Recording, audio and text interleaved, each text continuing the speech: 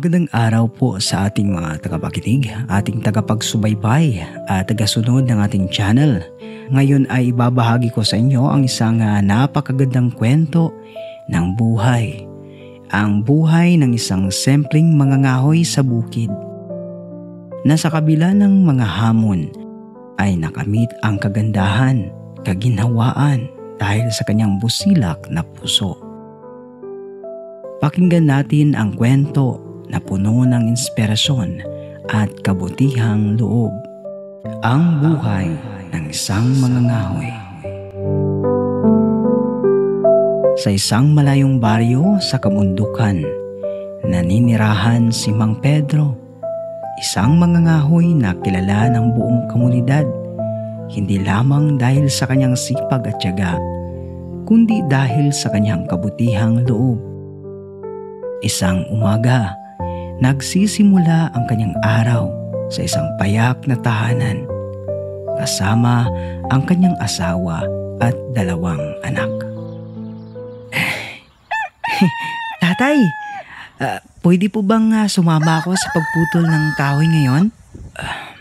Anak, hindi pa anak, hindi pa. Bata ka pa at mabigat ang trabahong ito. Pero balang araw kapag malaki ka na, tuturuan kita.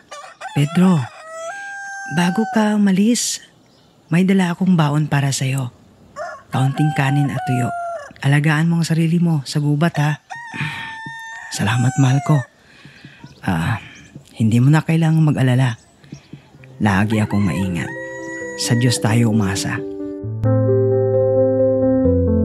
Sa gubat, si Mang Pedro ay tahimik na nagtatrabaho.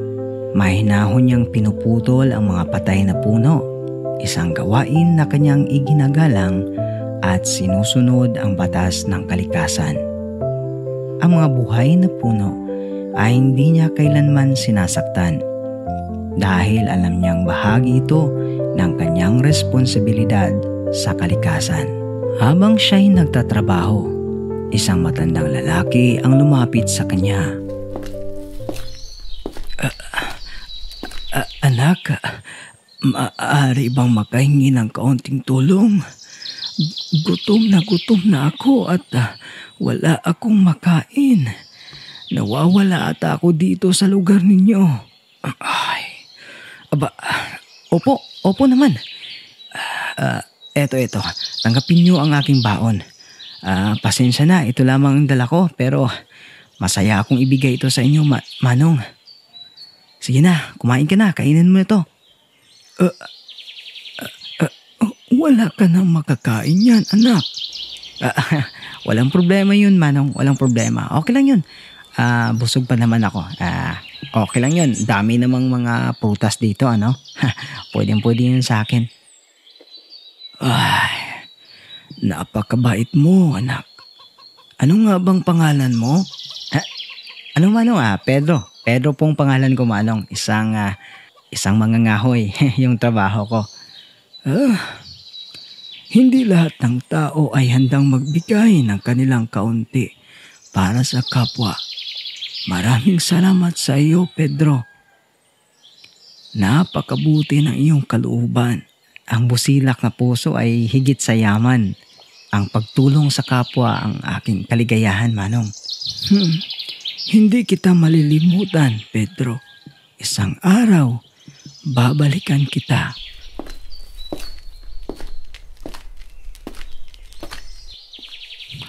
Paano kaya napuntang matandang iyon? At taga saan kaya siya? Kawawa naman. Sige na nga, pagpatuloy ko na itong ginagawa ko para makauwi ng maaga pa.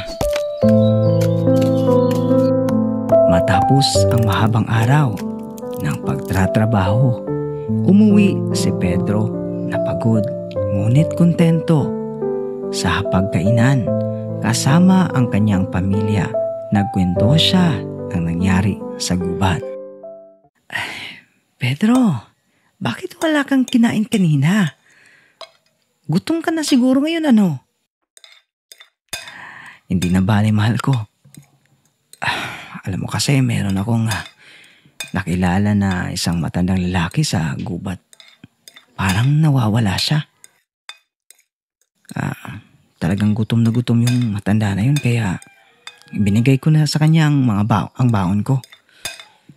Ha? Bakit mo binigay na ang pagkain mo? Paano ka nakaraos buong araw? Hindi ko ito pinagsisisihan, mahal. Mas mahalaga na natulungan ko siya, di ba? So, palaging may biyayang dumarating kapag may kabutihan sa puso natin. Alam mo yon.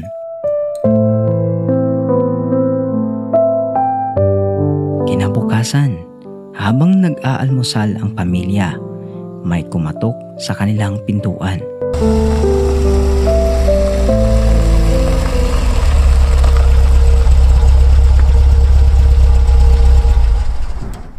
Tatay, may isang grupo ng mga tao sa labas.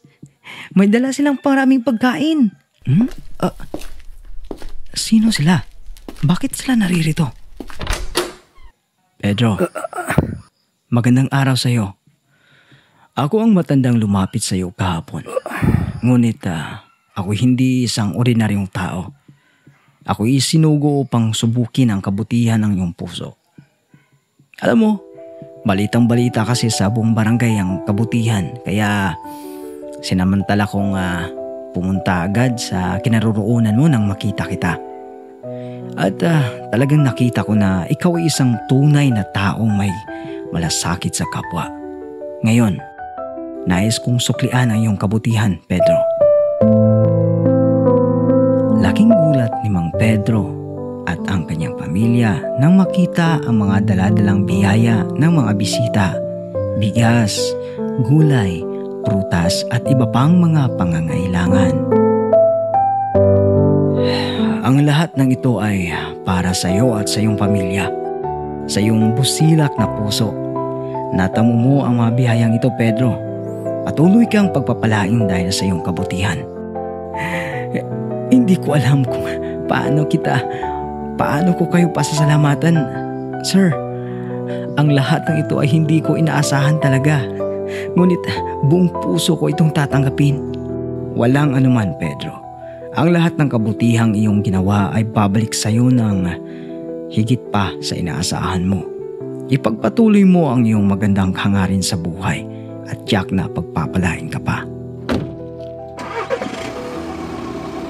Hindi nakalimutan ni Mang Pedro ang pinagmula ng lahat ng kanyang biyaya.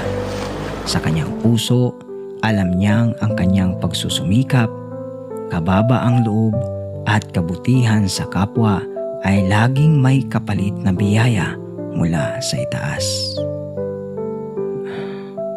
Maraming salamat, Panginoon, sa mga biyayang hindi ko inaasahan. Patuloy kong ituturo sa aking mga anak ang halaga ng pagtulong sa kapwa. Higit sa lahat ng yaman sa mundo, ang busilak na puso ang tunay na kayamanan. Sa mga sumunod na taon, patuloy na namuhay ng payapa at masagana si Mang Pedro at ang kanyang pamilya. Ang kanyang kabutihan at malasakit sa kapwa ay naipasa niya sa kanyang mga anak na tinuruan din niyang maging matulungin at mapagbigay. Tunay na ang buhay ng isang mangangahoy sa bukid, bagamat payak, ay puno ng yaman ng puso. At dyan nagtatapos ang ating napakagandang kwento ng buhay ni Mang Pedro. Ang mangangahoy na dahil sa kanyang busilak na puso ay nakamit ang kaginhawaan sa buhay. Naway magsilbing inspirasyon ang kwentong ito sa ating lahat na ang kabutihan sa kapwa ay laging may gantimpala. Maraming salamat po sa pakikinig at panonood hanggang sa susunod nating programa dito lang sa Mga Kwento ni Itay.